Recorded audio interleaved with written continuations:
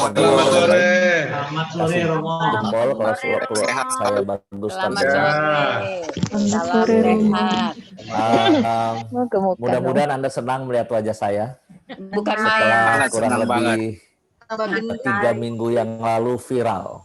Wah, saya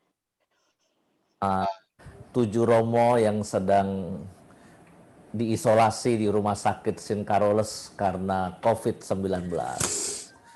Nah, bukan saya yang akan memberikan session tentang pengurapan orang sakit, karena akan ada yang lebih ahli daripada saya. Membuka tali kasutnya pun saya tidak layak, yaitu Romo Susilo Wijoyo. Saya Romo Yus. Waktu itu saya menyapa Anda pada pertemuan pertama dan berjanji untuk menjawab persoalan-persoalan tanya-tanya jawab yang belum berhasil dibahas itu pada pertemuan kedua. Tetapi pada pertemuan kedua saya mulai tidak enak badan, mulai sakit, dan seterusnya. Pada pembukaan sesi sebelum Romo Susilo masuk ini tentang pengurapan orang sakit, mungkin sedikit ya Bapak Ibu, bagaimana rasanya menjadi orang sakit, dan kita tahu sakit itu akan membawa pada kematian. Ya.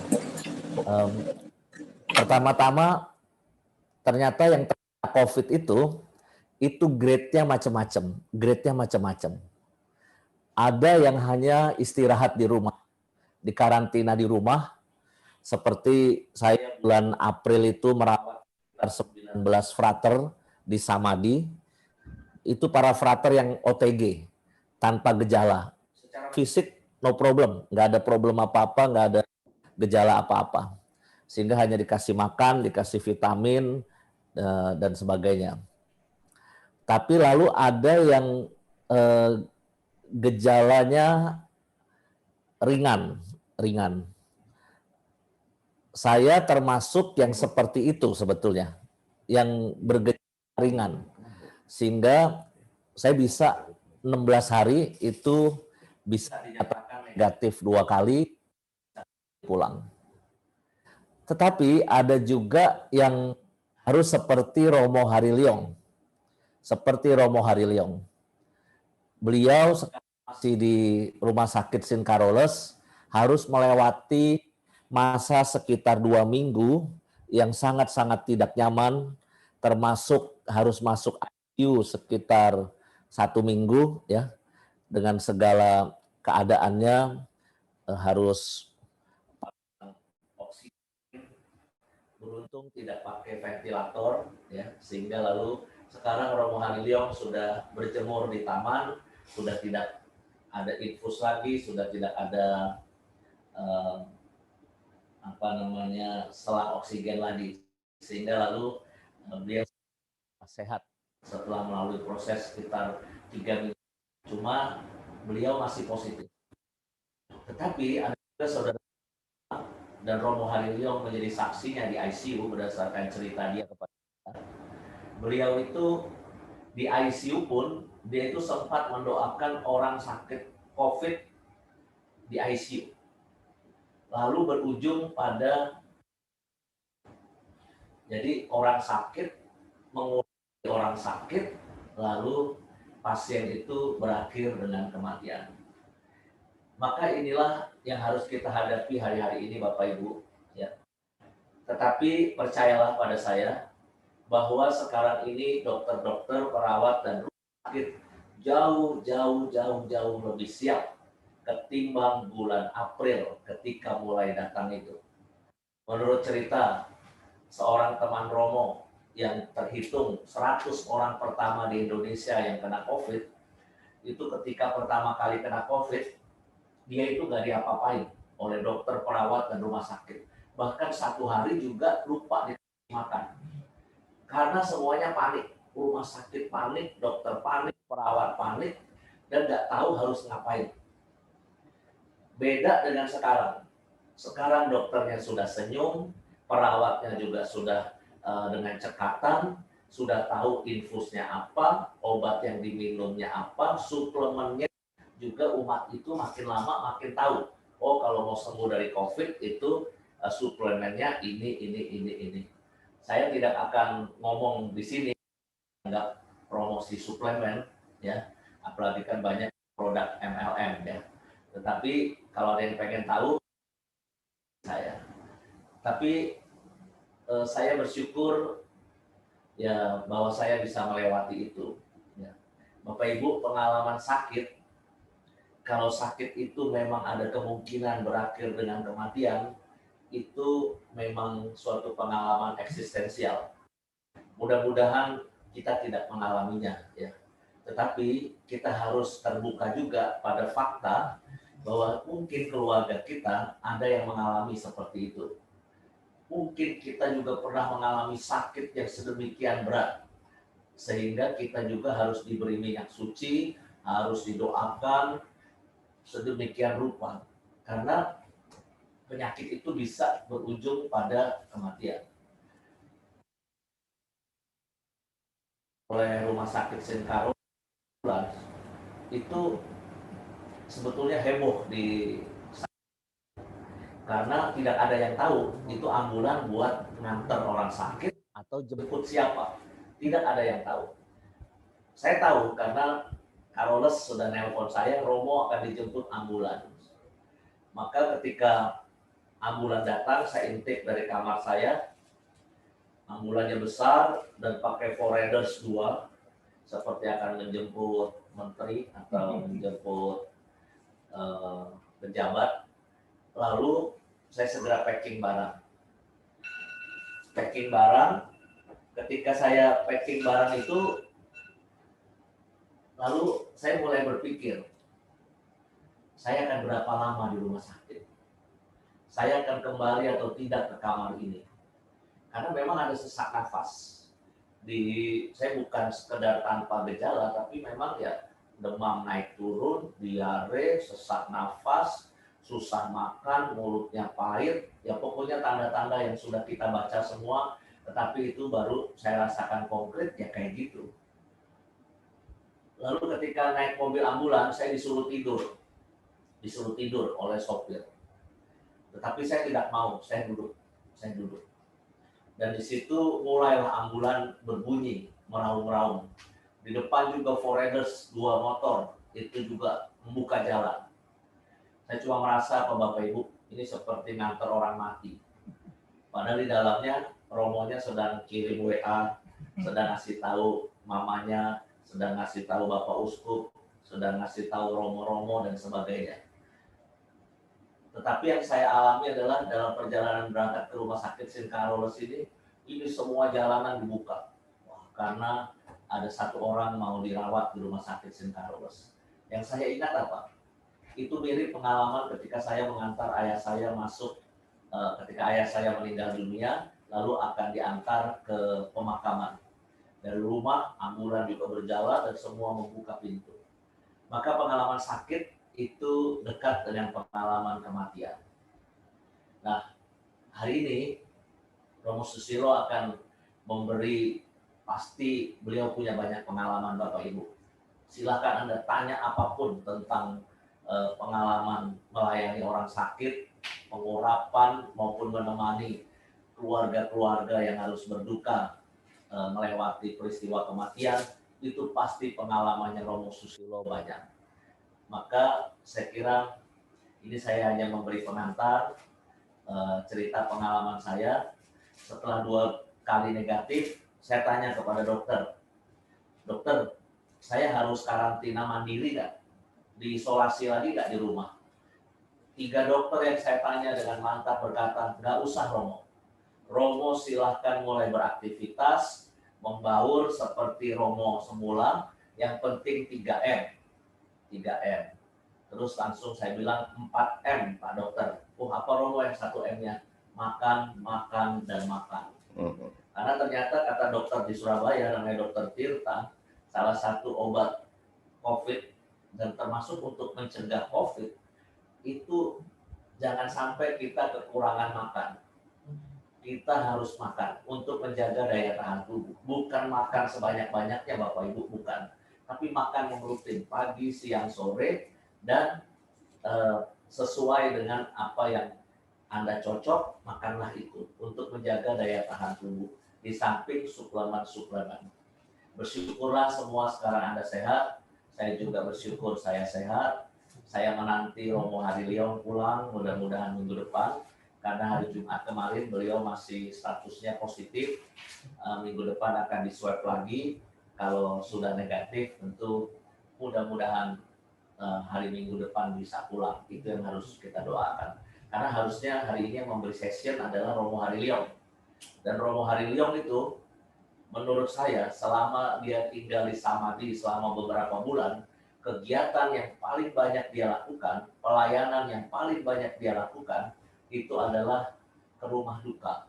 Dikit-dikit ke heaven, dikit-dikit ke rumah duka ini. Ya, tentu pakai prosedur SOP ini dan itu, protokol ini dan itu. Tetapi beliau itu punya passion yang luar biasa terhadap orang-orang yang meninggal. Keluarga-keluarga yang berduka karena ditinggal oleh orang yang disayangi. Cuma sayang Romo Hariliong tidak bisa, tetapi menggantinya Romo Susilo Wijoyo juga tidak kalah hebat dan tidak kalah menariknya pengalamannya. Maka silakan Anda mendalami, bertanyalah kalau nanti ada kesempatan, sehingga Romo Susilo bisa tereksplorasi pengalamannya. Karena Romo Susilo itu senang ditanya-tanya. Ya, daripada beliau harus kayak dosen ngajar begitu ya, Romo Susilo nggak begitu suka cita ngajar terus ngomong begitu, tapi kalau ditanya-tanya Romo Susilo itu kan keluar banyak pengalaman di sini. Sampai jumpa Bapak Ibu dalam pertemuan terakhir nanti bersama saya. Mudah-mudahan kita bisa mengikuti sakramentologi pastoral ini sampai akhir 27 Desember kalau nggak salah ya, sehingga bisa kita bungkus semua pengalaman pelajaran kita selama 7-8 pertemuan nanti bersama-sama. Tuhan memberkati, sampai jumpa.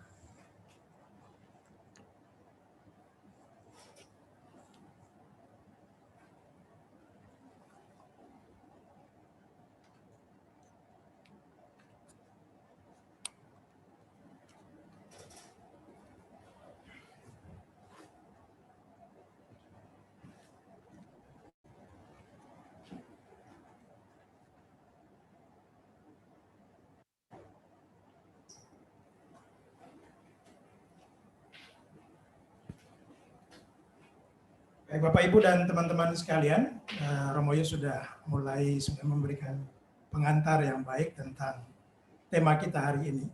Dan kita bersyukur bahwa Romo Yus belum perlu sakramen pengurapan orang sakit ya Romo ya. Jadi sudah pulih, Romo Yus sekarang merasa diri orang yang paling steril di antara kami semua yang ada di Samadhi. Baik teman-teman sekalian, supaya tidak berpanjang-panjang, saya akan mulai dengan doa, lalu kemudian kita dengarkan lagu himna sakramentologi pastoral, lalu kemudian kita akan perkenalkan narasumber kita sore hari ini. Marilah kita siapkan hati kita bersatu menghadap Tuhan untuk mohon berkat bagi penyertaannya dalam pertemuan kita hari ini. Dalam nama Bapa dan Putra dan Roh Kudus. Amin. Saya mulai dengan membacakan kutipan dari Yakobus 5.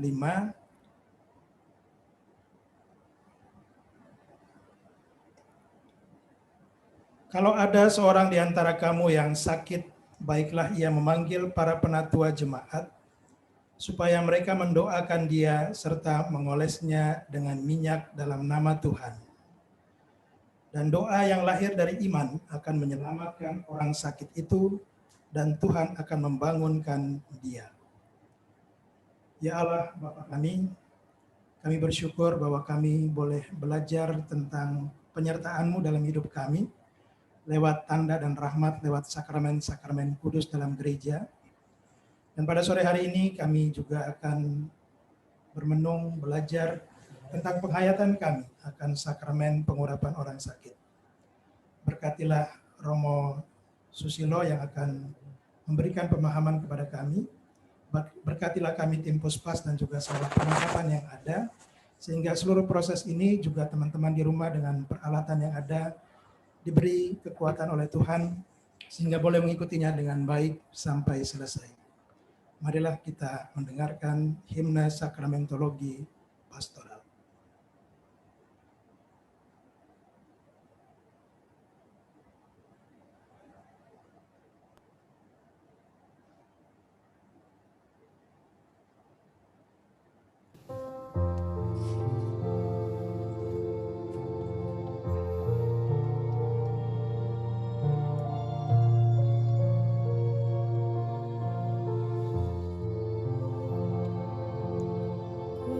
Bersyukur ya Allah Tuhanku, Kau sertai aku dalam perjalanan hidupku. Kau temani aku dalam pertumbuhan iman. Kau berikan tanda rahmat dalam 7 sakramen suci. Di awal hidupku kau beri tanda pembaptisan, dan kau teguhkan aku di dalam penguatan. Kau satukan aku dalam Ekaristi suci. Ketika ku terjatuh dan lelah, Kau beri pertobatan dan urapan minyak suci, dan Kau memberi pilihan hidupku dalam imamat atau perkawinan. Terima kasih ya Allahku atas rahmat-Mu. Kau menuntun jalan hidupku. Tanda-tanda rahmat-Mu dalam gereja satu kudus, Katolik dan apostolik. Ku bersyukur ya Allah Tuhanku, Kau sertai aku dalam perjalanan hidupku. Kau temani aku dalam pertumbuhan iman. Terima kasih Tuhan ya Allahku.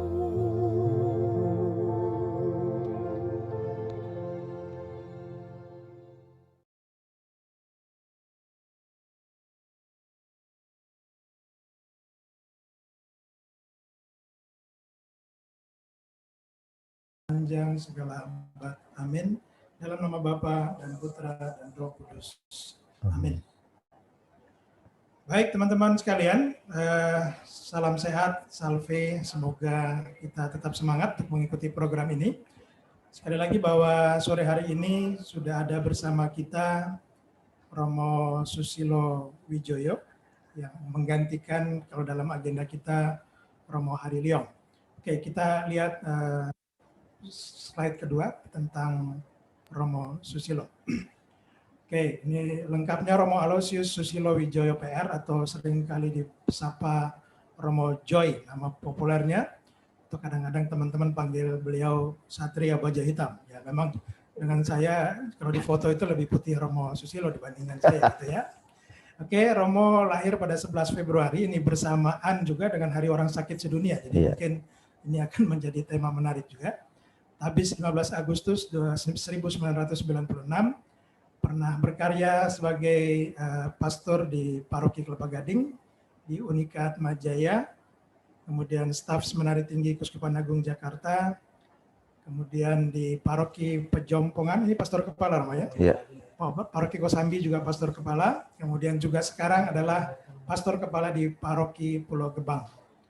Romo Susilo juga kita tahu, kita kenal sebagai pencipta lagu-lagu pop rohani, antara lain beberapa lagu yang sering kali kita nyanyikan di Ekaristi Minggu di gereja dalam rangka tahun Amalkan Pancasila. Baik, untuk tidak berpanjang-panjang, kita beri aplaus untuk Romo Susilo Wijoyo. Oke, semua beri tepuk tangan. Baik, terima kasih Romo, silakan disapa mereka.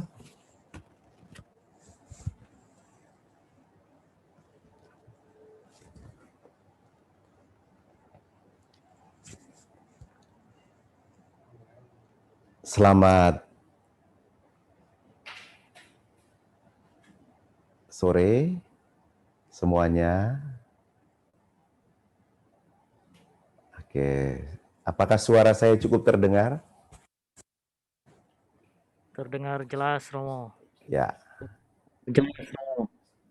Saya menggantikan Romo Hariliong karena masih harus mengikuti program penyembuhan di Rumah Sakit Carolus karena pandemi COVID-19 ini.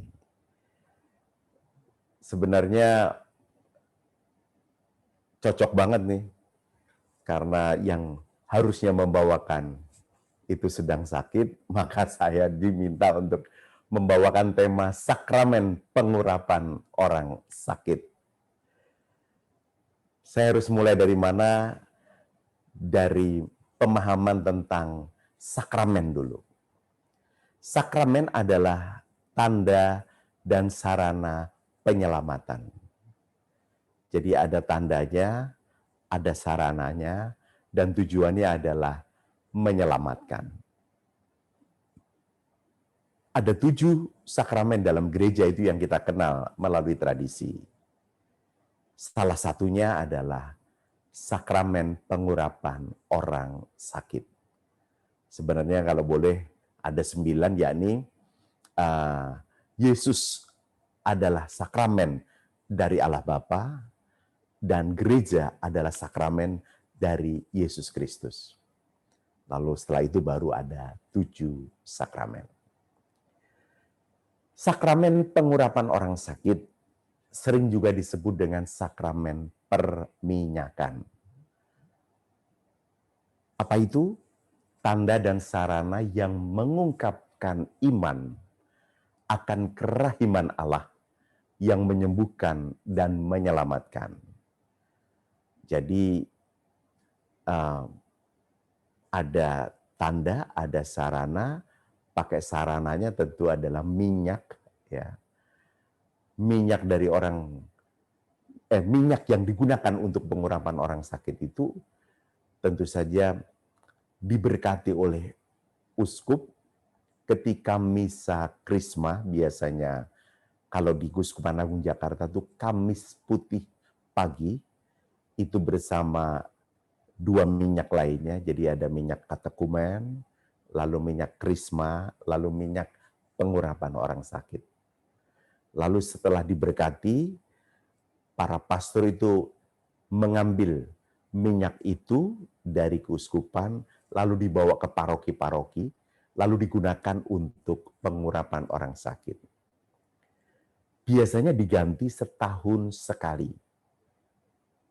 Kamis Putih yang akan datang, pagi hari, ada misa Krisma lagi, lalu minyak yang telah lama itu dibakar, lalu membawa botol kosong ke keuskupan untuk mengambil minyak untuk orang sakit yang baru.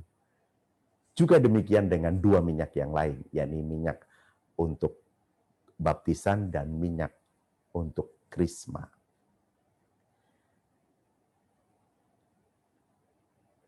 Sakramen pengurapan orang sakit tentu saja diberikan boleh lebih dari 1 kali. Nah, sekarang paham tentang sakit. Dalam perjanjian lama, sakitnya seseorang itu dikaitkan dengan dosa.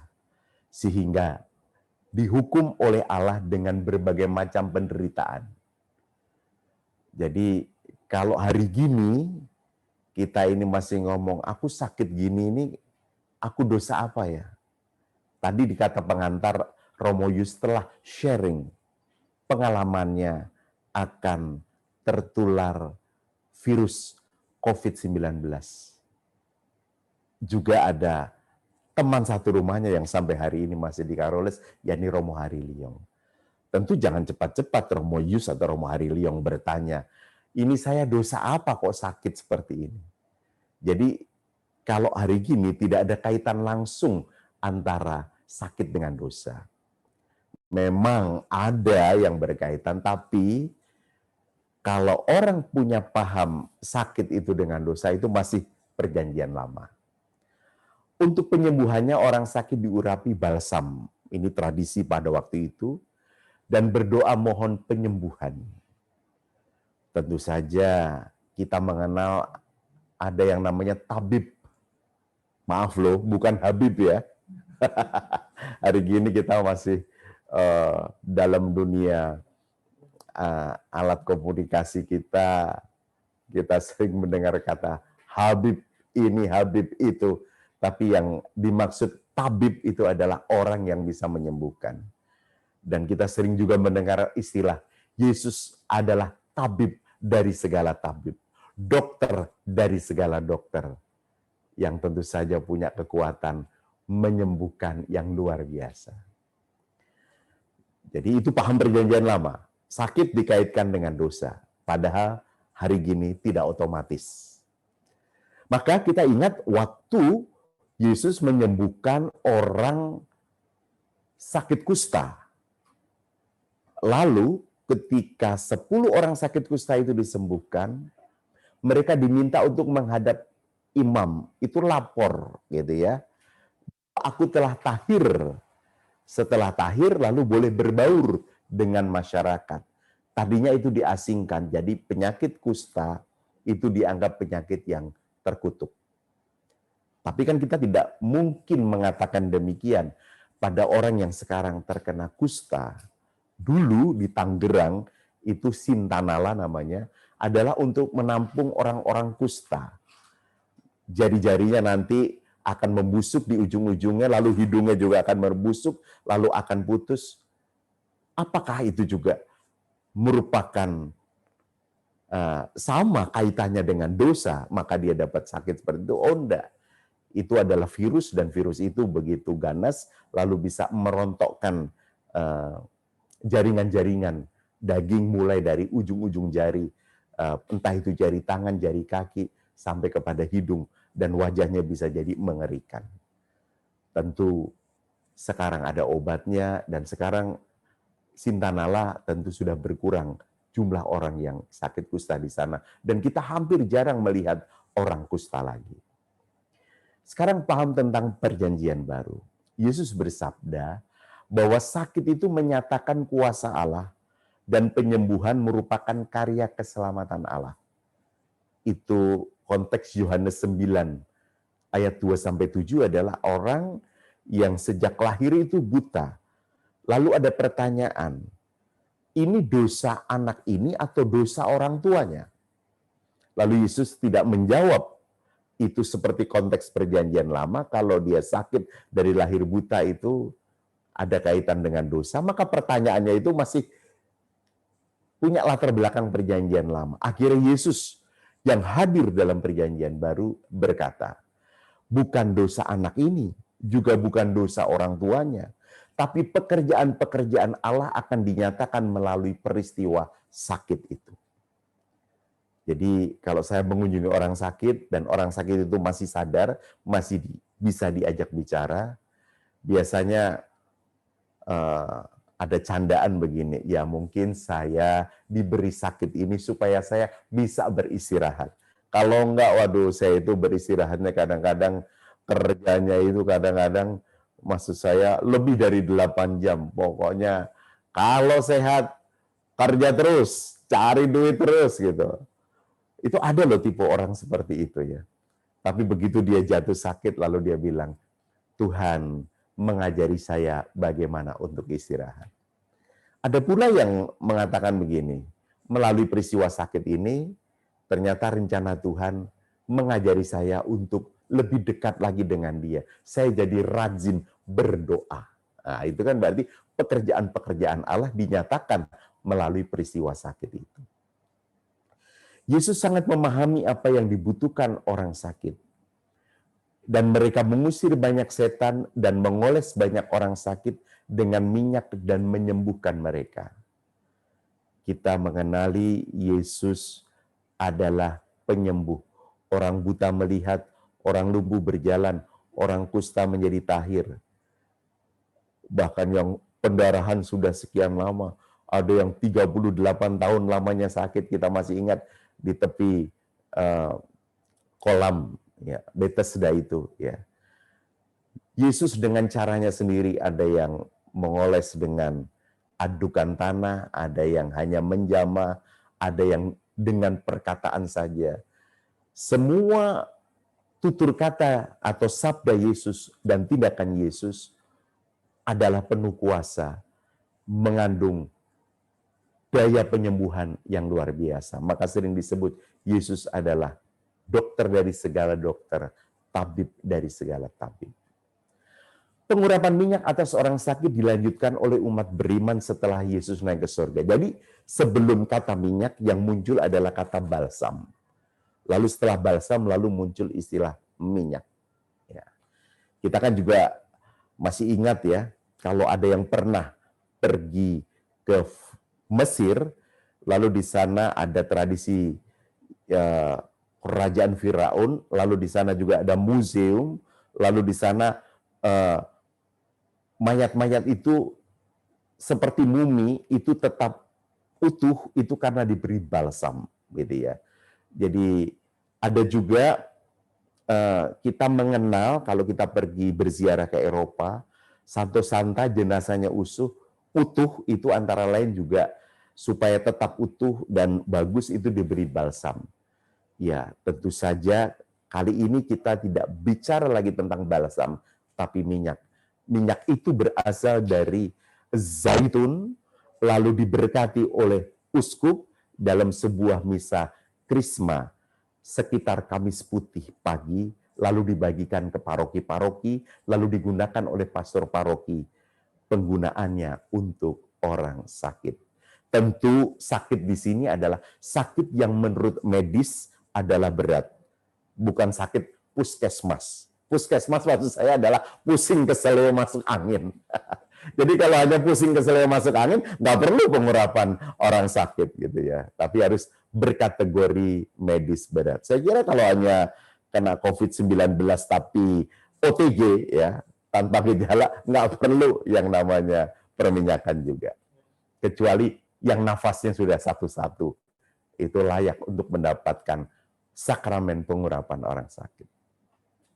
Gereja menyerahkan umat beriman yang berada dalam bahaya karena sakit atau lanjut usia kepada Tuhan agar menerima kekuatan dan penghiburan untuk mengalami penderitaan dengan kesabaran dan ketabahan sebagaimana Yesus mengalaminya.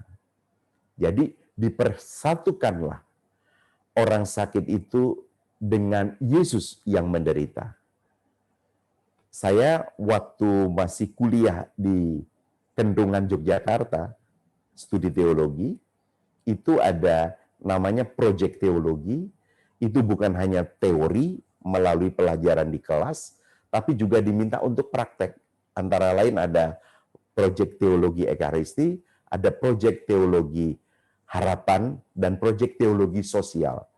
Kalau ekaristi kita diminta untuk live in di rumah umat, lalu ikut perayaan ekaristi, lalu kita akhirnya sharing ya atau komunikasi dengan iman apa arti ekaristi dan teks hidup sehari-hari. Karena menutup ekaristi, marilah pergi kita diutus. Ada buah-buah ekaristi enggak? Lalu ada yang namanya teologi sosial. Kita ikut bekerja menjadi semacam karyawan sementara itu.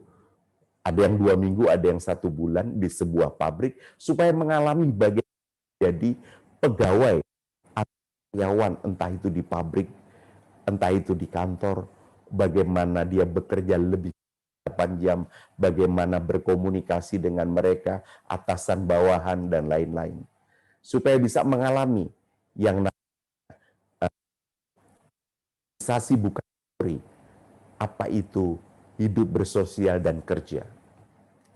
Lalu yang bagian akhir ini yang berkaitan dengan sakramen pengurapan orang sakit, namanya teologi harapan. Kita diminta untuk live in dan ikut bekerja di rumah sakit. Teman seperjalanan orang sakit di tempat rawat inap, lalu juga ada yang di penyakit terminal di ICU, termasuk menemani, kasih sharing. Lalu kita tahu kunci ini. Orang sakit itu ternyata yang namanya batas kemampuan. Ya tentu berontak, setelah berontak lalu akhirnya berserah kepada Tuhan. Maka diperlukan mengalami kekuatan dan pengampunan atas semua dosanya, baik itu dosa ringan maupun dosa berat. Juga bila sudah tidak mampu menerima sakramen tobat. Jadi kalau si sakit itu masih sadar, imam itu menawarkan untuk sakramen tobat dulu. Lalu akhirnya dia bisa disembuhkan secara batin. Dia menjadi plong karena sudah ngaku dosa. Salah satu ya dampak psikologi ngaku dosa. Dia sebelum masuk ruang pengakuan dosa itu begitu berat bebannya, tapi setelah dia ngaku dosa, berjumpa dengan imam yang merupakan wakil Tuhan Yesus, lalu dia utarakan semua dosanya itu, dia ngaku ya. Setelah itu dia mendapatkan nasihat, mendapat solusi, lalu mendapatkan penitensi. Lalu akhirnya keluar dari ruang pengakuan dosa, dia merasa plong. Nah, maka orang sakit yang masih sadar diberi sakramen pengampunan dosa atau sakramen tobat supaya dia plong dulu, batinnya sembuh dulu. Lalu akhirnya sakit fisiknya pun nanti bisa menjadi lebih ringan untuk mendapatkan penyembuhan. Tapi jika sudah tidak sadar, tentu kita tidak perlu memberi sakramen pengampunan dosa. Lalu yang ketiga, jadi ini tujuan dari sakramen pengurapan. Yang pertama adalah kekuatan dan penghiburan. Yang kedua adalah pengampunan dosa. Yang ketiga adalah kekuatan untuk berserah diri memasuki hidup abadi. Jadi ini bekal akhir ya. Kalau toh dia sudah masuk penyakit terminal. Terminal itu artinya sudah di ujung menjelang perjalanan akhirnya. Dia dibekali oleh sakramen pengurapan orang sakit ini.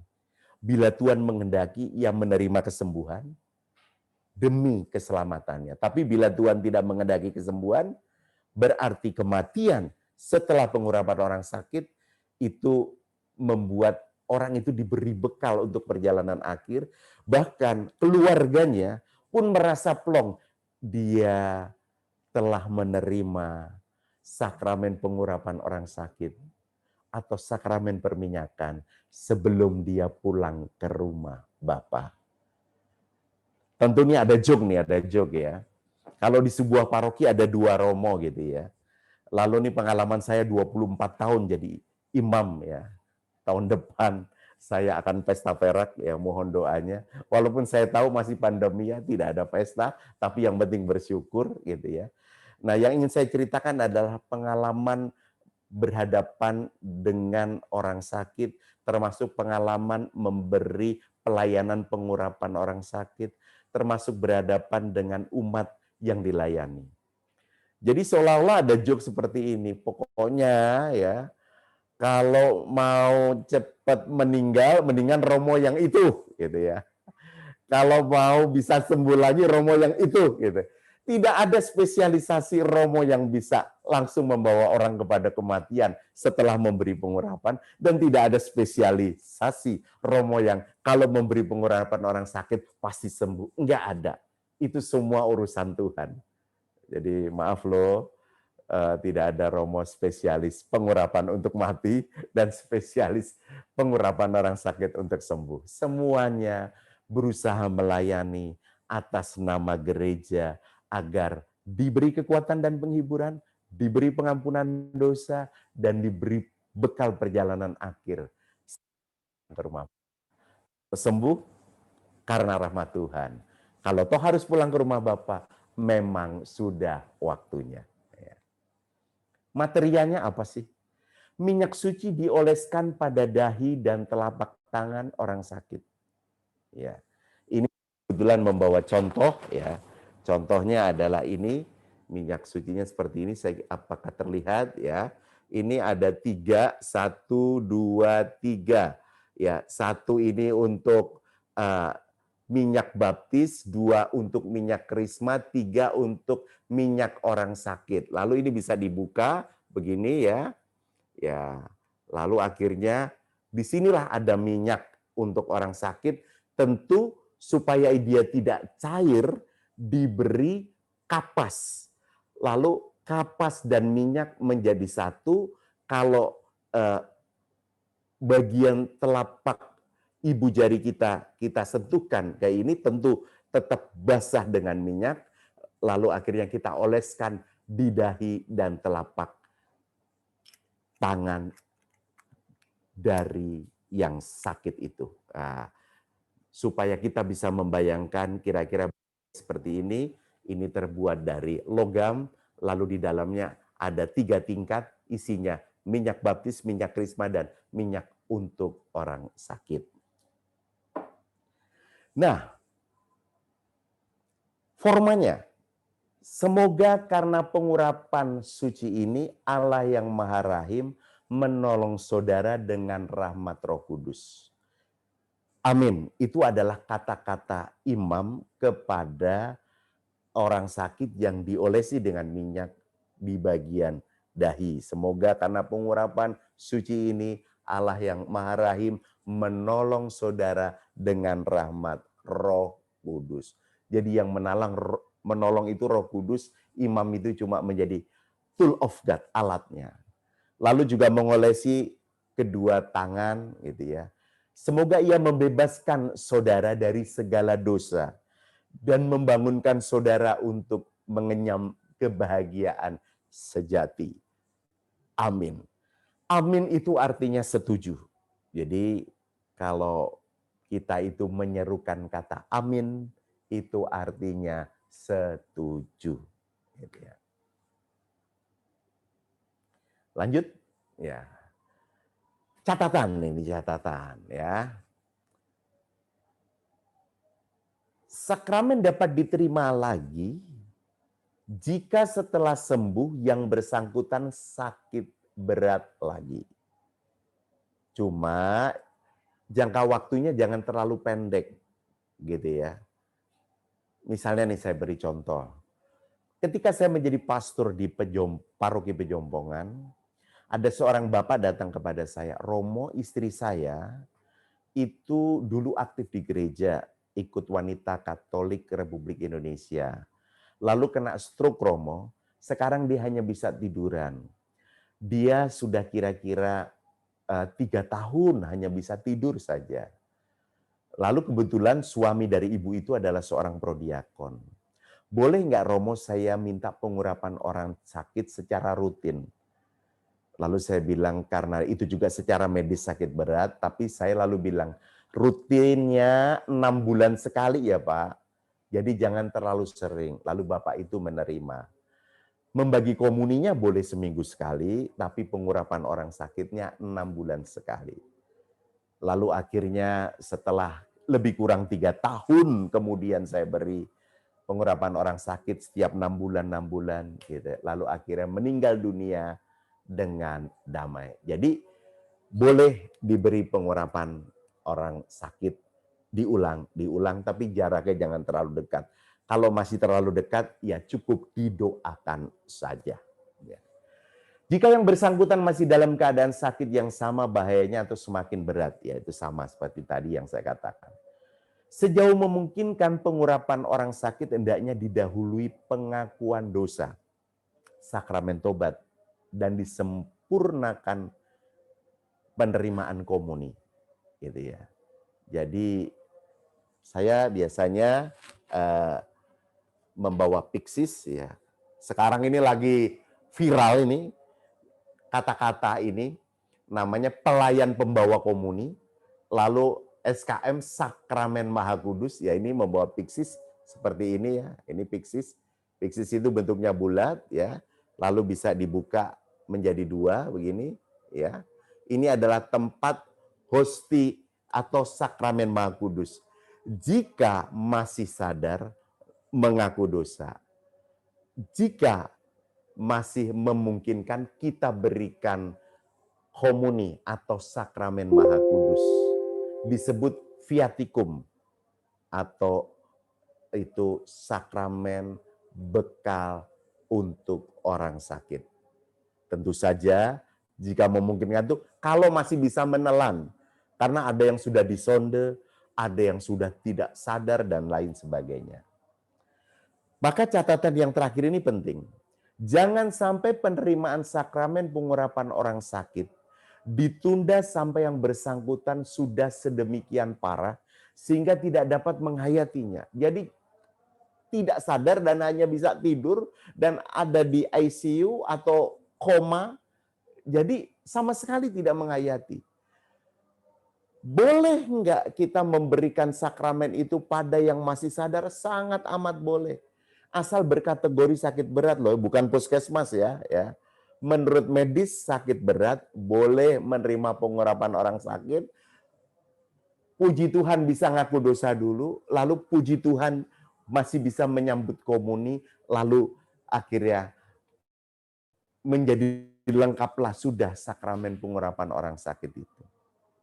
Kenapa tadi saya selalu menyebutkan sakramen pengakuan dosa? Ketika imam memberikan sakramen pengurapan orang sakit itu menggunakan stola, ini saya bawa stola kebetulan, stolanya itu warnanya ungu, ya. Begini, stolanya warnanya ungu, bukan putih, bukan merah, bukan hijau. Kenapa ungu? Karena ini adalah warna pertobatan. Dan sakramen pengurapan orang sakit amat dekat dengan sakramen tobat atau pengakuan dosa. Nah, kebetulan ini adalah Minggu Advent yang kedua, juga para imam memimpin Ekaristi menggunakan stola atau kasula berwarna ungu. Semoga di Minggu Advent kedua ini kita juga mengalami yang namanya pertobatan. Pertobatan yang membuat kita mungkin secara fisik tidak sakit, tetapi jangan-jangan rohani kita, batin kita sakit. Kita membutuhkan pertobatan dan penyembuhan rohani dari Tuhan. Sadar bahwa berdosa, menyesali dosa-dosa, dan mau berubah menjadi lebih baik yang menyenangkan sesama dan berkenan kepada Tuhan. Ya. Pelayan sakramen. Ya, pelayan sakramen menurut hukum kanonik 1983 kanon 1004 hanya imam yang dapat melayani sakramen pengurapan orang sakit. Imam yang tidak dilarang oleh hukum. Jadi setiap imam habiskan, berarti uskup juga boleh, karena uskup imam dulu lalu menjadi uskup. Itu boleh menerimakan sakramen pengurapan orang sakit. Tapi jika imam itu sedang dalam masalah secara hukum, misalnya sedang kena suspensi, ya tidak diperkenankan untuk merayakan Ekaristi dan sakramen lain, tentu tidak diperkenankan memberi sakramen pengurapan orang sakit. Lalu penerima sakramen adalah orang beriman Katolik yang sakit secara medis berkategori sakit berat, dan yang lanjut usia serta mereka yang berada dalam bahaya kematian. Ya, tidak berarti bahwa yang menerima pengurapan harus lansia gitu ya, tapi lansia yang karena sakit usia ya. Karena kalau sudah berusia tua itu kan kurang ini kurang itu, sakit ini sakit itu ya. Itu boleh juga menerima sakramen pengurapan orang sakit, apalagi mereka yang ada dalam bahaya kematian, supaya mendapatkan bekal akhir untuk kehidupannya yang abadi. Ya, kematian, tapi damainya abadi di sorga. tata cara ibadat. Ya. Di dalam puji syukur, ya ini yang paling mudah nih, saya kebetulan bawa puji syukur. Mungkin di era online ini, di era live streaming ini, kita udah nggak akrab lagi sama puji syukur. Ya, lagu-lagu sudah ditayangkan di dalam layar atau screen, ya ta? Padahal di dalam puji syukur ini isinya bukan hanya lagu-lagu, tetapi di dalam puji syukur ini juga ada doa-doa. Termasuk di dalamnya ada doa pengurapan orang sakit. Di dalam puji syukur itu nomor 106. Judulnya Tata Cara Pengurapan Orang Sakit. Saya ulangi, nomor 106, halaman 117. Gitu ya. Nanti di rumah bisa dicek puji syukurnya, atau mungkin jangan-jangan ada di depan Anda. Saya yakin nggak ada, karena Anda udah nggak terlalu akrab lagi sama puji syukur di era online ini. Nah, tata caranya adalah pertama tanda salib, lalu salam, ya salam, Tuhan sertamu dan sebagainya, Tuhan beserta kita juga boleh. Lalu percikan air suci. Nah, biasanya para imam membawa percikan seperti ini bentuknya, yang kecil ini ya. Jadi bukan percikan yang seperti ada sikatnya begitu ya, tapi yang kecil ini bisa dibuka begitu ya, lalu diisi air yang sudah diberkati, ini bisa dibuka ya. Lalu setelah air yang sudah diberkati yang ada di paroki masing-masing yang diberkati ketika malam Paskah, itu bisa digunakan untuk baptis dan untuk termasuk percikan bagi orang sakit ya. Percikan itu juga sudah menandakan dulu dia dibaptis, juga pakai percikan air. Air itu punya 3 lambang. Satu, air itu punya lambang yang membersihkan. Tadi udah pada mandi belum? Pakai apa? Pakai air. Biar apa? Biar bersih. 2, air itu punya lambang yang menghidupkan.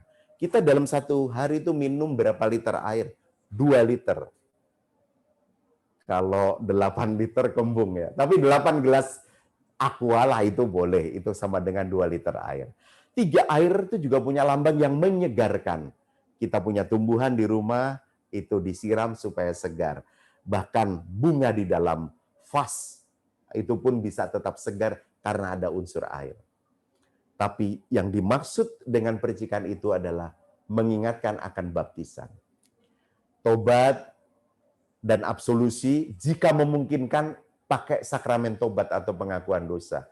Lalu ada doa pembukaan, bacaan. Bacaan ada 2 alternatif di puji syukur ini. Matius bab 8 ayat 5 sampai 8 dilanjutkan ayat 10 dan 13, atau Yakobus bab 5 ayat 14 sampai 16. Silakan pilih salah satu. Tadi Mas Luis Jangun di bagian awal membacakan Yakobus bab 5 ayat 14 sampai 16. Itu memang ayat yang kunci, karena jika ada yang sakit silahkan menghubungi ya penatua untuk memberikan sakramen. Lalu ada homili singkat, itu pun jika memungkinkan. Homili singkat terutama untuk yang ikut serta dalam ibadat itu, dan juga untuk si sakit yang masih sadar dan bisa mendengarkan, gitu ya. Intinya adalah meneguhkan pemberian sakramen ini maksud dan tujuannya apa dan sebagainya. Doa umat itu fakultatif jika ada umat yang hadir, gitu ya, supaya ikut serta mendoakan si sakit itu, termasuk mendoakan keluarganya yang berbeban karena ada anggota keluarga yang sakit berat. Lalu baru pengurapan orang sakit di dahi dan 2 telapak tangan dari si sakit. Lalu doa Bapa Kami, komuni bekal perjalanan atau viatikum, itu fakultatif juga jika yang sakit itu masih bisa untuk menelan, menerima komuni kudus itu. Lalu doa penutup dan berkat penutup oleh imam. Itu tata cara ibadat yang normal. Bisa juga lebih singkat lagi, tergantung situasi. Keadaan orang sakit itu seperti apa. Demikian yang bisa saya sampaikan berkaitan dengan sakramen pengurapan orang sakit. Jika nanti mungkin ada yang belum jelas atau ada yang mau ditanya, silakan saja. Saya ada kirim di WA protokol.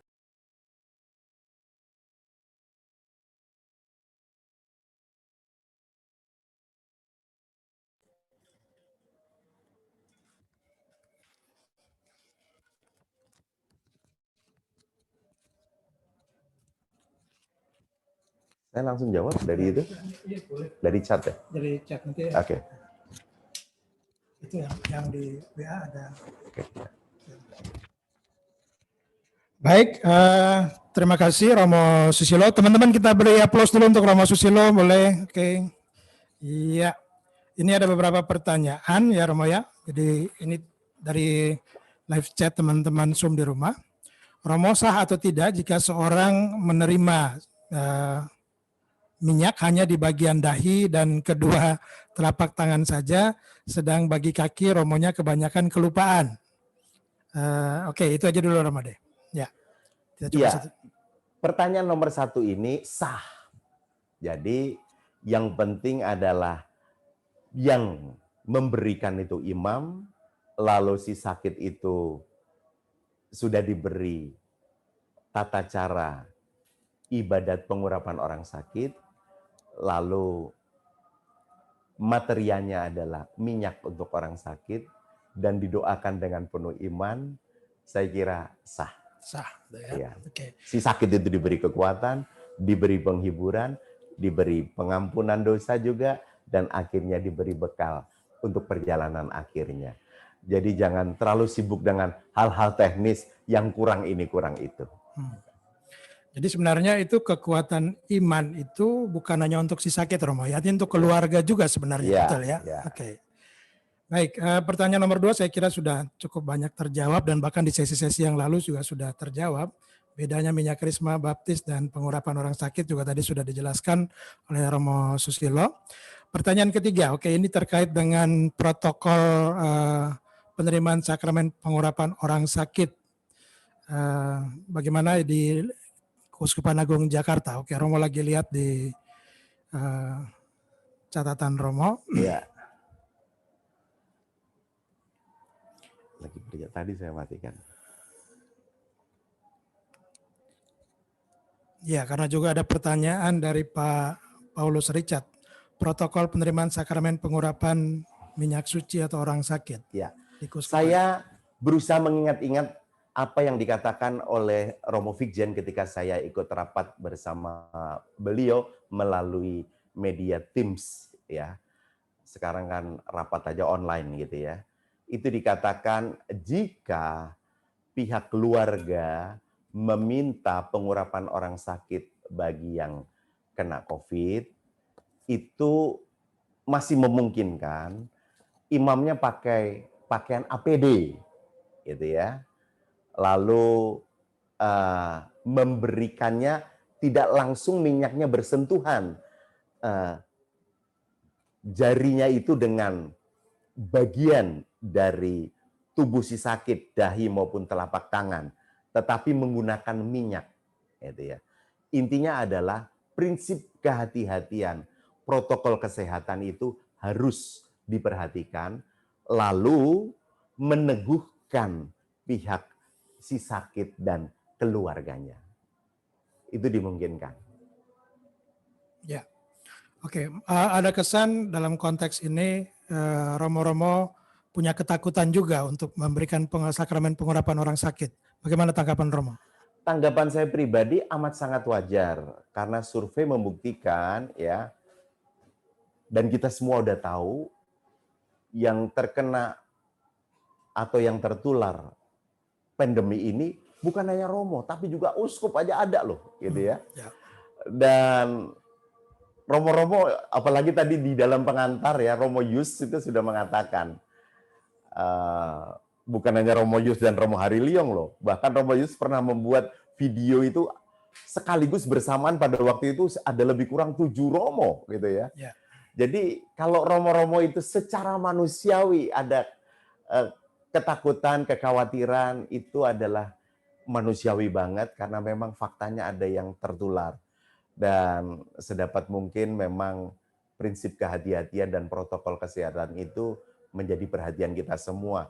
Kalau umatnya sayang sama Romo, ya tentu saja ikut sertalah memelihara kesehatan Romo. Itu. Ya. Oke, ini terkait dengan pertanyaan darurat juga dari Ibu Nancy Lydia. Dalam keadaan darurat, apakah awam atau seperti prodiakon itu boleh memberikan perminyakan suci dan bagaimana caranya? Kalau misalnya Romo itu tadi dalam konteks tidak mau datang atau karena punya kecemasan tertentu, silakan. Ya, menurut saya kalau kita tadi berpedoman pada kitab hukum kanonik itu pelayan yang sah adalah imam. Maka dalam keadaan darurat, diakon dan lain sebagainya, itu adalah mungkin mendoakannya. Mendoakan. Kalau mau ini zaman modern, imam bisa mendoakannya juga melalui media, misalnya video call dan lain sebagainya.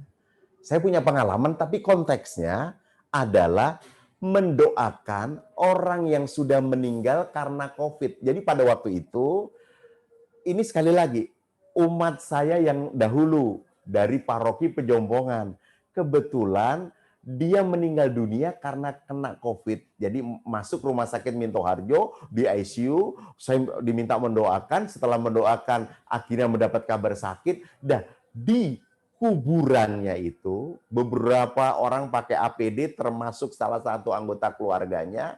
Lalu kami melalui media Zoom, sahabat-sahabat beliau itu termasuk saya imam, saya pakai stola, saya mendoakan sebelum penguburan orang yang kena COVID dan meninggal dunia itu.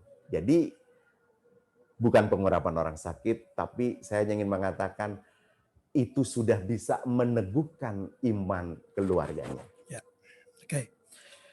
oke. Ini juga masih keadaan darurat dari Pak Thomas Cornelius. Ada Romo, Romonya ada, tapi dia ya tidak seperti Romo Susilo kemana-mana membawa 3 minyak itu misalnya. Dia nggak bawa minyak, tapi ada Romo. Bisa pakai sarana apa? Kalau tadi saya mengatakan minyak-minyak, entah 3 minyak itu yang ada di tempat ini, itu adalah minyak yang satu, bahannya saja dari zaitun. 2, diberkati secara khusus oleh Bapak Uskup setahun sekali, ya. Dan pastor paroki itu tinggal meminta dari katedral yang sudah diberkati oleh uskup itu. Jika para Romo tidak membawa minyak ini, ya tentu konteksnya bukan perminyakan, tetapi konteksnya adalah pengakuan dosa. Itu juga kan ada unsur dari maksud dari pengurapan adalah ada pengampunan dosa. Dan peneguhan, kekuatan dan penghiburan. Lalu dengan demikian doa dan absolusinya itu sudah menjadi bekal untuk hidup keabadian. Namanya juga darurat, tentu ada ketidaklengkapan. Salah satu materinya adalah perminyakan. Tuhan itu sangat maha maklum. Itu menurut saya. Ya. Baik, makasih Romo. Ya, pertanyaan yang di slide ini, seseorang yang sudah lama tidak ke gereja karena kawin campur, pada waktu sakit dan sudah usia tua, apakah diperkenankan menerima sakramen pengurapan orang sakit? Seorang yang sudah lama tidak pergi ke gereja karena kawin campur, ya. Pada waktu sakit dan sudah apakah saya kira diperkenankan karena apa? Sakramen pengurapan orang sakit itu berkaitan dengan sakramen tobat. Jadi diberi saja dulu sakramen tobatnya. Ya, Romo saya sudah lama tidak pergi ke gereja dan lain-lain sebagainya. Lalu akhirnya diberi absolusi, lalu dengan demikian sudah siap untuk diberi sakramen perminyakan. Ya. Jadi haruskah dengan permintaan orang sakit tua itu demi iman orang itu? Iya. Atau misalnya dia tidak meminta tapi keluarganya mau, boleh? Boleh. Boleh. Tapi caranya tetap sama. Sakramen tobat dulu, lalu akhirnya sakramen pengurapan orang sakit. Oke. Pertanyaan berikut, si sakit stroke itu tidak bisa merespon, apakah tetap dimintakan perminyakan? Dan itu dilakukan pada saat akhir akan meninggal atau di awal saat tidak bisa respon. Karena keluarganya ingin si sakit bisa normal, bisa merespon lagi. Jadi oke, ini maksudnya apakah pada saat awal sakit atau pada saat dia sudah kritis? Saya tadi mengatakan, jangan, dalam catatan ya, jangan diberi waktu yang telat setelah orang itu tidak sadar dan tidak dapat menghayatinya. Ketika dia masih sadar, kalau kita anggap ini sakitnya berat, stroke menurut saya termasuk sakit yang berat, gitu ya. Memang sih ada stroke ringan, gitu ya. Tapi kalau ini sampai sudah pada pertanyaan sebelumnya bisa merespon, lalu setelah itu nggak bisa merespon, termasuk stroke yang berat. Lebih baik di bagian awal itu dimintakan sakramen tobat, dilanjutkan sakramen pengurapan orang sakit. Jadi tidak harus nunggu, tidak sadar baru menerima pengurapan. Ini kadang-kadang ya, umat masih salah atau berprasangka yang salah. Seolah-olah sakramen pengurapan orang sakit itu kalau diberi pengurapan nanti langsung meninggal. Enggak. Ada 3 maksud dan tujuannya. Memberi kekuatan dan penghiburan, 1. 2, memberikan pengampunan dosa. 3, baru bekal akhir. Nah, seolah-olah kita langsung menuju yang ketiga, bekal akhir. Jadi, boleh diterimakan berkali-kali, boleh diterimakan ketika sadar, habis diberi perminyakan sembuh, lalu sekian bulan lagi diberi perminyakan sembuh lagi, ya nggak apa-apa. Karena memang tujuannya bukan mendoakan untuk mati, sakramen perminyakan. Tapi diberi kekuatan penghiburan, pengampunan dosa, nanti di ujungnya seandainya benar-benar berat dan bahaya, ya udah itu bekal akhir untuk dia. Ya, saya kira ini tanggapan yang bagus, Romo, karena memang pemahaman umat memang banyak seperti itu. Maka ada istilah juga sakramen perminyakan akhir bahkan itu ya dulu ya dikatakan. Jadi ini sebuah catatan bagus bahwa teman-teman ini untuk penghiburan dan penguatan iman. Oke, pertanyaan berikutnya, slide berikut ada? Iya, bila anggota keluarga kita sakit terminal, terakhir, namun belum sempat memintakan sakramen pengurapan orang sakit, pasien meninggal, apakah kita bersalah? Bagaimana cara menghilangkan rasa bersalah karena tidak sempat tanda petik menyelamatkan dengan sakramen pengurapan orang sakit? Iya, kalau menghilangkan rasa bersalah itu dianggapnya berdosa, yang ngaku dosa. Kalau menghilangkan rasa bersalahnya itu hanya secara psikologis, ya udah silahkan konsultasi, lalu nanti akhirnya diberi pencerahan. Namanya juga sudah terjadi. Kalau yang sudah terjadi, tentu kita jangan terlalu lama nengok ke belakang supaya bisa move on ke depan. Lain kali untuk anggota keluarga lainnya, kita tidak demikian. Ya, oke. Baik, pertanyaan berikut ini biasanya kecemasan orang. Kalau sudah sakit, sekarat, kasih perminyakan. Lalu kemudian, yaitu tadi Aroma mengatakan, sakit lagi.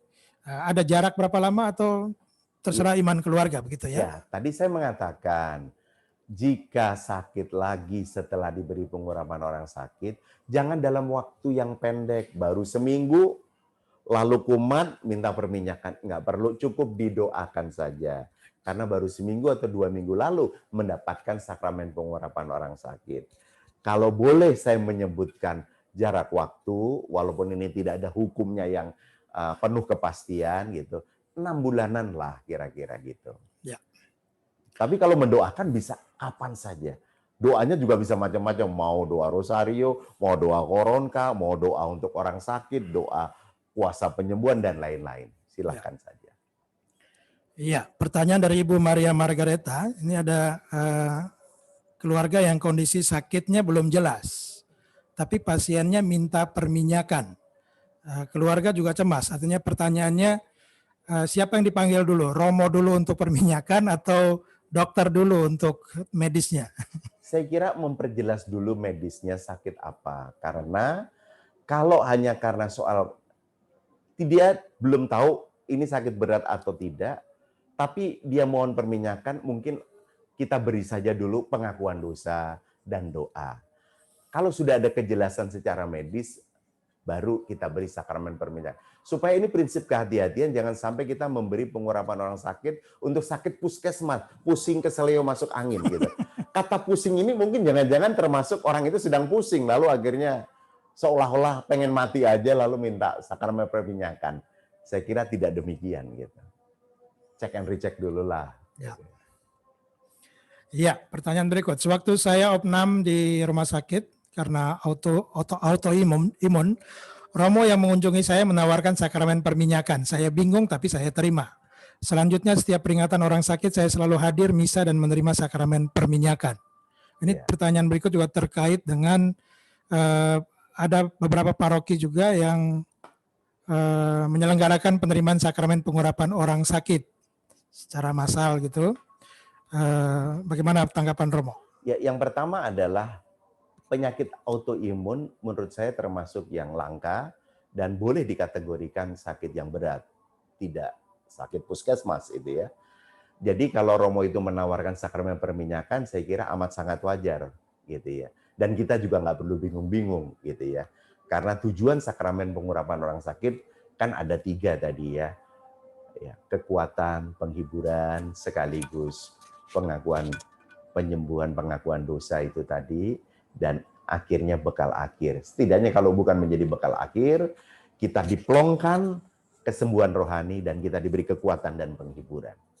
Lalu, apakah diperbolehkan Romo menyelenggarakan misa, lalu semuanya diberi pengurapan orang sakit umum? Itu dimungkinkan, tentu dalam konteks yang tidak sering. Misalnya, tadi Mas Luis Jangun pernah berkata, waduh Romo lahir 11 Februari, ini pas Hari Orang Sakit Sedunia. Nah misalnya konteksnya adalah Hari Orang Sakit Sedunia, HOSD, 11 Februari. Ya, boleh tepat 11 Februari, misa itu diadakan, atau setelah 11 Februari, hari yang berdekatan dengan itu.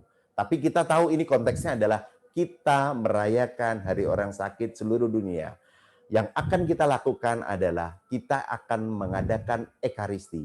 Di dalam ekaristi yang khusus kecuali ada doa yang sudah dibuat oleh karya kepausan, ya, doa umum untuk orang sakit, tapi juga akan diadakan pengurapan orang sakit secara umum. Jadi maju seperti komuni gitu, itu diperbolehkan gitu. Asal romonya itu memberi pengantar penjelasan yang jelas maksudnya.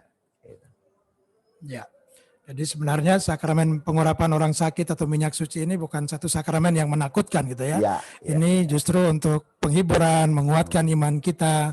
Ya sekaligus sebenarnya pertobatan untuk supaya kita juga sadar bahwa perjalanan hidup kita itu memang suatu saat akan berakhir, akan bertemu dengan Tuhan, dan kita disiapkan sebenarnya untuk itu ya Romo ya. Oke, ini tiga pertanyaan yang di layar ini sudah terjawab sebenarnya tadi.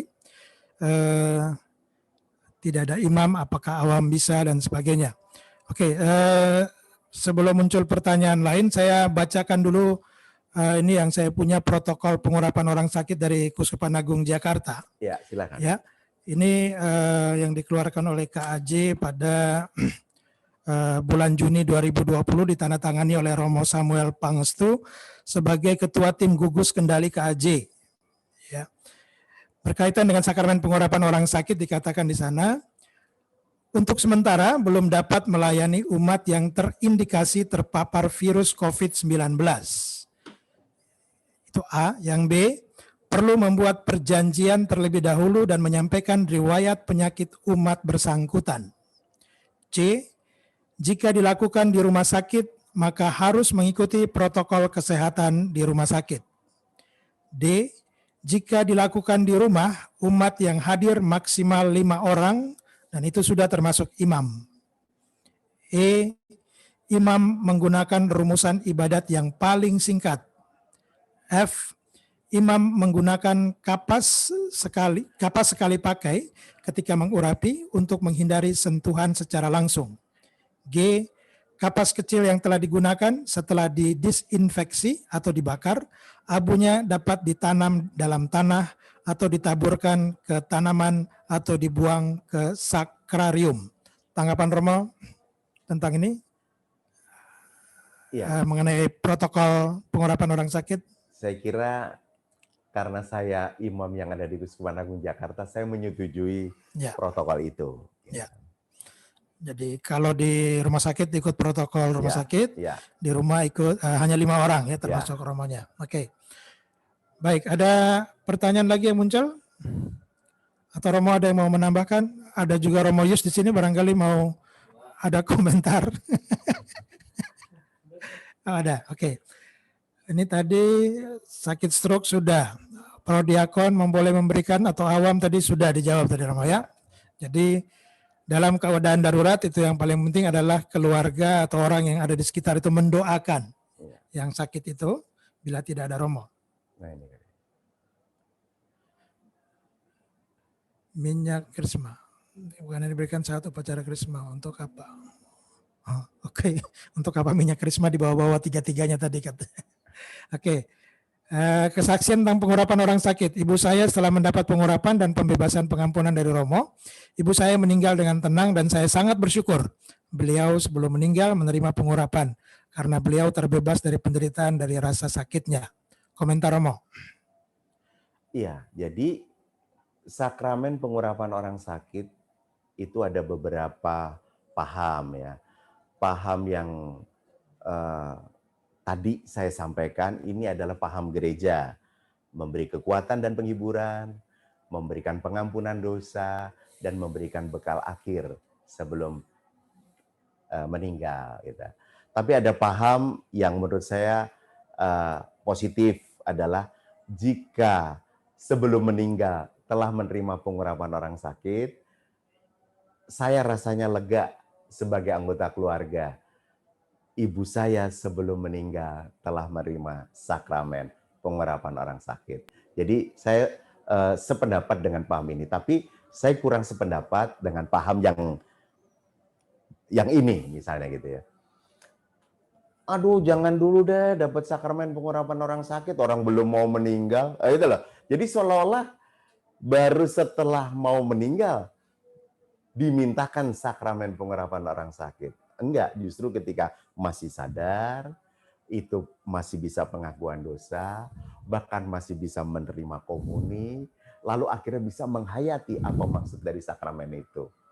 Nah, semoga kita semua, jika ada salah satu anggota keluarga kita atau anggota umat di lingkungan kita yang berkategori menurut medis sakit berat, silakan saja menghubungi Romo untuk mohon sakramen pengurapan orang sakit. Jangan menunggu setelah dia tidak sadar. Itu aja. Ya, ini terkait dengan pertanyaan itu. Kalau yang diberi perminyakan tidak bisa merespon lagi, tidak bisa mengaku dosa, menerima sakramen tobat, dan tidak bisa menerima komuni. Boleh, itu berarti sesuai dengan maksud tujuan yang ketiga, memberi bekal akhir. Gitu. Maka pakai tata cara yang lebih sederhana. Nggak perlu ada pengakuan dosa, nggak perlu ada komuni, karena biasanya sudah tidak sadar, apalagi pakai sonde sana sini, nggak bisa menelan hosti juga. Oke. Iya, masih ada pertanyaan dari tim? Ada yang muncul lagi dari live chat?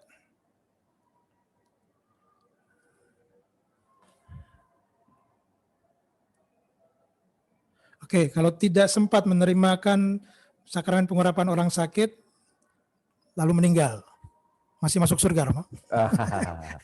Kalau pertanyaannya pasti masuk surga, who knows, nggak ada yang tahu. Tapi saya mengimani bahwa Allah yang kita imani dalam Yesus Kristus adalah Allah yang Maha Rahim dan penuh belas kasihan. Biasanya orang meninggal itu, kalau didoakan oleh saudara-saudara seimannya, lalu akhirnya di api penyucian itu makin disucikan, makin dimurnikan. Jika juga belum bertobat ketika dia sebelum meninggal dan belum menerima pengurapan orang sakit, kerahiman dan belas kasih Allah tetap besar dan untuk selama-lamanya. Itu aja yang bisa saya jawab. Oke.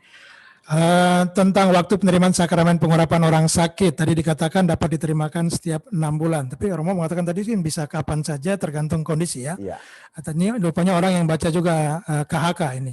Tidak ada penjelasan mengenai hal ini. Dasarnya apa bahwa hanya dapat diberikan tiap 6 bulan sekali. Iya, Sebagai- tadi saya juga sudah mengatakan tidak pakai dasar apa-apa. Konteksnya adalah ada orang yang hanya bisa berbaring, ini di Pargi Pejompongan, kebetulan bapak itu prodiakon, ibu itu dulu aktivis WK. Lalu saya bertanya, ini berbaring sudah berapa lama? 3 tahun. Boleh nggak minta sakramen pengurapan orang sakit? Oh boleh. Dulu pernah juga. Lalu setelah saya beri pengurapan orang sakit, bapak itu bilang, boleh nggak Romo rutin mendapat pengurapan orang sakit? Kalau doa dan komuninya boleh tiap minggu, doanya boleh tiap hari, tapi pengurapan orang sakitnya tidak bisa setiap hari dan setiap minggu. Tapi kan saya tidak tahu istri saya ini akan pulang kapan. Ya sudah 6 bulan sekali. Saya di sana 3 tahun gitu ya. 6 bulan sekali saya beri pengurapan orang sakit. Akhirnya meninggal juga. Jadi saya tidak pakai ukuran hukum, tetapi saya pakai ukuran kebijaksanaan pastoral.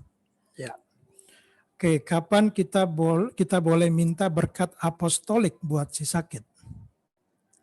Berkat apostolik itu dari siapa itu biasanya? Biasanya dari Ya intinya adalah gereja kita adalah satu kudus Katolik dan apostolik ya. Kalau kita meminta berkat ya menurut KHK tadi yang bisa menerimakan sakramen pengurapan orang sakit adalah imam yang ditabiskan dan tidak terkena hukum gereja atau sedang kena suspensi dan lain-lain. Ya dengan demikian berkat imam itu ya berkat gereja yang satu kudus Katolik dan apostolik. Oke, ini ada yang lupa catat tadi mengenai 3 makna air. Oh ya, 3 makna air. Yang pertama adalah membersihkan, yang kedua menghidupkan, yang ketiga menyegarkan. Menyegarkan. Ya. Itu ya. Ya. Membersihkan kalau kita mandi, ya toh, itu pakai air biar bersih. Ya, kita membersihkan banyak hal juga pakai air gitu ya. Lalu menghidupkan, kita dalam 1 hari itu minum berapa liter air? 2 liter air supaya kita hidup.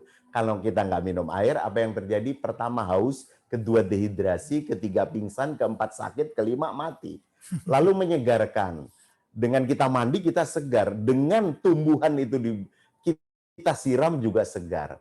Ya, tentu dengan diberi air juga yang si sakit itu mendapatkan kesegaran rohani. Ini harapannya. Baik, teman-teman, apakah masih ada pertanyaan lagi atau coba kita lihat lagi dari chat, apakah ada? Setiap bulan ada misa orang sakit via live streaming. Oke, ada. Romo bagaimana? Romo bagaimana yang sakit orang berkebutuhan khusus, misalnya yang pendengarannya tidak bagus atau mentally-nya kurang? Ya Itu. tidak apa-apa. Jadi yang penting adalah intention, maksud dari tujuan imam memberikan sakramen pengurapan orang sakit itu adalah untuk si sakit dengan 3 tujuan tadi. Bahwa si sakit itu sadar atau tidak sadar, memahami atau tidak memahami, itu tidak apa-apa. Contoh, sekarang Keuskupan Agung Jakarta, mungkin di keuskupan-keuskupan lain, itu bahkan memberi kemurahan hati untuk orang-orang yang berkebutuhan khusus merayakan Ekaristi. Bahkan boleh menerima komuni pertama. Itu kan berarti yang penting maksud dan tujuannya. Dan itu juga ada orang tua yang menghantar, yang mendampingi dengan caranya mereka bisa jelaskan dengan cara mereka. Ya. Oke, kalau tadi soal Romo yang dalam konteks tertentu mungkin nggak berani atau nggak mau datang ke rumah yang sakit, tapi bolehkah misalnya Romo mendelegasikan pada keluarga dari si sakit itu, misalnya memberikan minyak atau memberikan ini, bolehkah? Ini pertanyaan yang itu, awam diperbolehkan memberikan minyak untuk orang sakit yang ditugaskan oleh Romo. Mungkin saya belum pernah melakukan itu, gitu ya. Dan hukumnya hanya mengatakan hanya imam yang bisa melakukan itu. Ya. Maka menurut saya jangan takut seolah-olah hanya satu-satunya ini harus dengan imam dan perminyakan. Kalau memang namanya saja kondisi darurat, Tuhan itu maha maklum, didoakan saja. Didoakan saja. Coba bayangkan ya, yang ada di daerah-daerah terpencil, imamnya jauh kemana-mana, pasti punya kesulitan untuk itu. Ya. Tapi memang ada kekasan tertentu di Papua misalnya.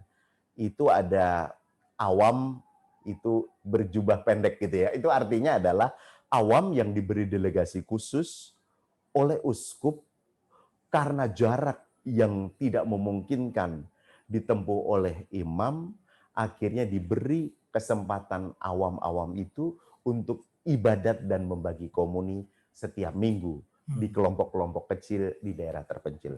Kira-kira. Tentu saja nanti pasti bisa berkembang ke konteks sakramen-sakramen yang lain.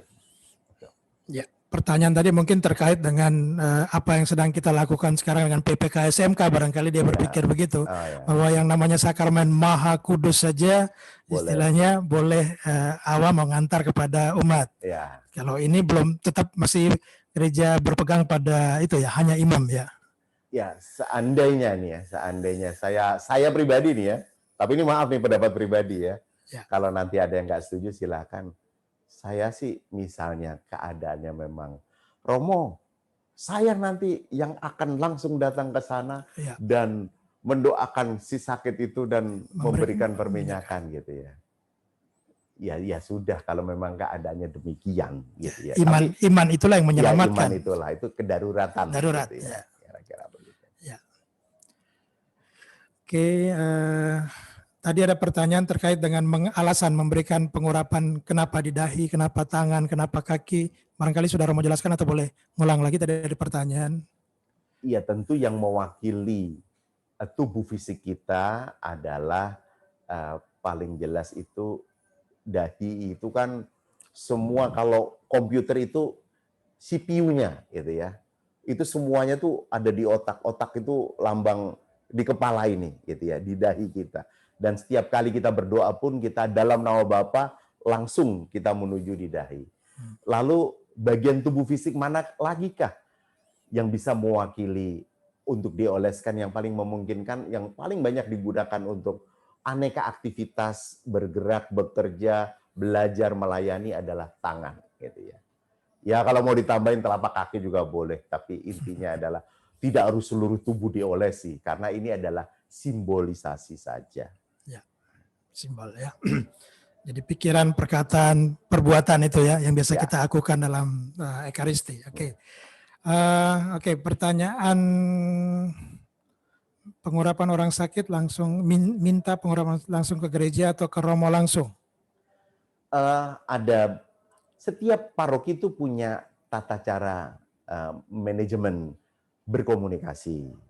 Kalau saya pribadi, saya termasuk orang yang terbuka, nomor HP, nomor WhatsApp saya untuk umat secara pribadi mau langsung menghubungi saya, welcome. Begitu menghubungi saya, sakit, lalu saya mencocokkan diri dengan waktu saya. Puji Tuhan kalau dia mau dengan waktu yang saya bisa, itu lebih enak gitu ya. Tapi ada juga yang jangan langsung ke Romo, kok ketua lingkungan ke sekretariat, sekretariat baru ke Romo, itu ada juga. Tapi di paroki saya, di mana saya pernah berkarya, saya bilang langsung saja ke imamnya. Hari gini gitu ya, kecepatan ya itu penting gitu ya. Supaya tidak terlalu birokrasi lagi gitu. Oke, belum ada pertanyaan lagi yang muncul dari chat. Romo, kalau misalnya orang secara pribadi, oke, sudah ada ya. Di masa pandemi ini bagaimana untuk menerima sakramen? Tadi sudah, saya kira sudah juga saya bacakan. Ini bagi perbedaan minyak sudah. Oh, saya kira semua pertanyaan ini sudah terjawab. Ya. Bagaimana pandangan gereja jika Romo menolak permintaan sakramen pengurapan orang sakit untuk pasien COVID dengan alasan takut terjangkit? Oke, tadi sudah dijawab, mungkin lebih dijelaskan lagi Romo.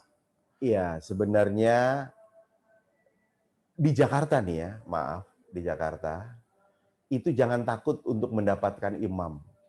Karena di Jakarta ini banyak biara. Ada biara MSC di Kemakmuran, ya. Ada biara OFM di Keramat, ada biara SVD di Matraman, ada biara macam-macam lah kita. Jadi kalau toh kita menghubungi satu romo-romo itu punya kesulitan atau prinsip kehati-hatian atau memang dia usianya sudah tua dan rentan nanti jadi mudah tertular, Anda masih bisa berkomunikasi untuk cari romo yang lain, ya. Bahkan kalau mau minta nomor HP-nya atau WhatsApp-nya, tentu sekarang banyak umat bisa dimintai pertolongannya untuk itu. Ya. Memang ada romo yang sangat murah hati, ringan tangan. Tadi sepertinya Romo Yus menjelaskan, Romo Hariliang itu punya passion kalau urusan untuk orang meninggal, wah dia selalu mau dan punya waktu. Kira-kira kayak gitu. Ada romo-romo tertentu yang seperti itu gitu. Ya. Jadi jangan takut. Tapi kita jangan mudah mengadili, tidak mau itu berarti malas, tidak mau itu berarti romonya itu macam-macam, tapi ya ada banyak soal prinsip kehati-hatian, soal romonya itu mungkin sudah sepuh atau tua, dan lebih baik kita cari solusi jalan keluar. Ya. Kita cari nomor HP romo-romo yang berani dan punya passion untuk itu. Ya memang kita di Jakarta ini cukup dimanjakan ya. Banyak romo, kalau di paroki nggak bisa, paroki tetangga nggak jauh. Banyak biara tadi Romo mengatakan. Tapi misalnya kalau teman-teman di daerah atau orang dalam keadaan darurat secara pribadi, misalnya dia mengalami kecelakaan, tapi dia sadar bahwa saya nggak sempat ngubungin keluarga, nggak sempat ngubungin romo, nggak sempat ngubungin dokter, tapi saya sudah sangat kritis. Tapi dia masih bisa berpikir untuk doa. Kira-kira doa apa pada terminal terakhir hidup seseorang untuk tanda petik supaya dia melengkapi imannya pada saat-saat terakhir itu, Romo?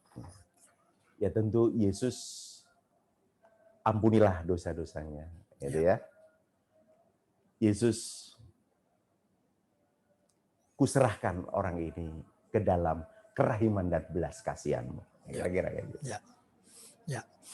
Dan juga yang kita biasa doa Salam Maria, doakanlah kami pada waktu kami mati, amin. Itu tambahin ya? Bapak kami Salam Maria boleh, iya, gitu ya. Bebas jadi, saja. Jadi tidak harus bahwa dalam keadaan kritis, cari romo, Tidak. enggak. Tapi apalagi jauh dari mana-mana. Ya, jadi iman kita sendiri sesungguhnya bisa menyelamatkan kita. Oke. Baik, teman-teman, saya kira sudah tidak ada lagi pertanyaan yang ini, semua sudah cukup menjawab. Ya, ini saya kira juga sudah tadi. Iya, ini sudah ya. Baik, saya kira kita boleh mengakhiri pertemuan kita ini. Nanti kita akan tutup dengan doa dan berkat oleh Romo Susilo. Baik, teman-teman, saya kira terima kasih kita sudah boleh hadir, boleh mengikuti. Dari tadi 400-an, sekarang sudah turun 373 partisipan. Semoga kita juga tetap semangat.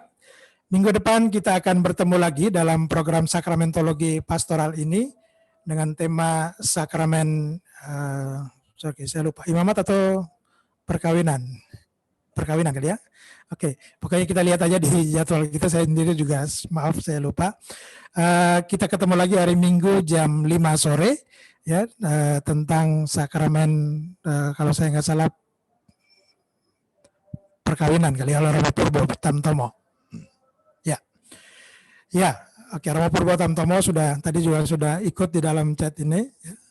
Oh sorry, maaf, sakramen imamat oleh Romo Romanus, maaf saya lupa itu. Dan kita berharap bahwa kita sekali lagi tetap bersemangat untuk mengikuti, belajar untuk menguatkan iman kita sebagai bekal kita untuk sama-sama menjadi semakin sempurna seperti Bapa kita di surga sempurna adanya. Karena menuju ke sanalah kita akan bersatu dengan Tuhan yang sempurna. Baik teman-teman, sekali lagi terima kasih. Kita beri salam terima kasih untuk Romo Susilo. Ya, oke. Terima kasih teman-teman. Iya, kita akan tutup dengan doa dan berkat oleh Romo Susilo. Silakan Romo. Marilah kita berdoa. Dalam nama Bapa dan Putra dan Roh Kudus. Amin. Allah Bapa yang penuh kasih, kami mengucap syukur dan terima kasih dapat berjumpa melalui online, media Zoom, membahas tentang sakramen pengurapan orang sakit. Secara khusus di saat pandemi COVID-19 ini, kami ingin berdoa untuk yang telah meninggal, semoga damai abadi di sorga. Yang ditinggal, Engkau beri kekuatan iman. Untuk yang sedang sakit, semoga Engkau beri rahmat kesembuhan. Untuk para dokter dan tim kesehatan, Engkau beri kesehatan prima dan semangat pelayanan tinggi. Untuk para ahli, semoga menemukan vaksin yang tepat untuk pandemi COVID-19 ini. Dan untuk pemerintah daerah dan pemerintah pusat, semoga kompak membuat peraturan yang membantu masyarakat menjaga protokol kesehatan. Dan untuk kami semua ya Bapa, biarlah kami ada dalam penyertaan dan perlindungan-Mu. Dan biarlah kami senantiasa mempunyai hati yang murah hati, sebagaimana Engkau murah hati kepada sesama kami. Seluruh doa ini ya Bapa, kami panjatkan dengan pengantaraan Kristus, Tuhan kami.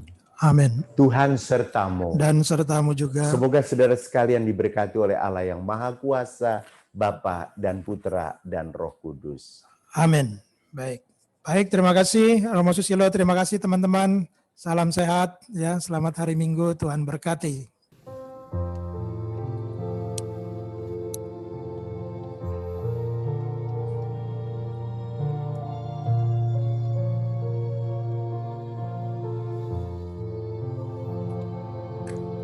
Ku bersyukur ya Allah Tuhanku, Kau sertai aku dalam perjalanan hidupku.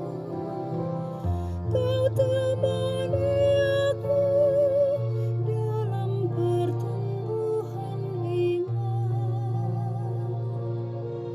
Kau berikan tanda rahmat dalam 7 sakramen suci. Di awal hidupku kau beri tanda pembaptisan, dan kau teguhkan aku di dalam penguatan. Kau satukan aku dalam Ekaristi suci. Ketika ku terjatuh dan lelah, Kau beri pertobatan dan urapan minyak suci, dan Kau memberi pilihan hidupku dalam imamat atau perkawinan. Terima kasih ya Allahku atas rahmat-Mu. Kau menuntun jalan hidupku. Tanda-tanda rahmat-Mu dalam gereja satu kudus, Katolik dan Apostolik. Ku bersyukur ya Allah Tuhanku, Kau sertai aku dalam perjalanan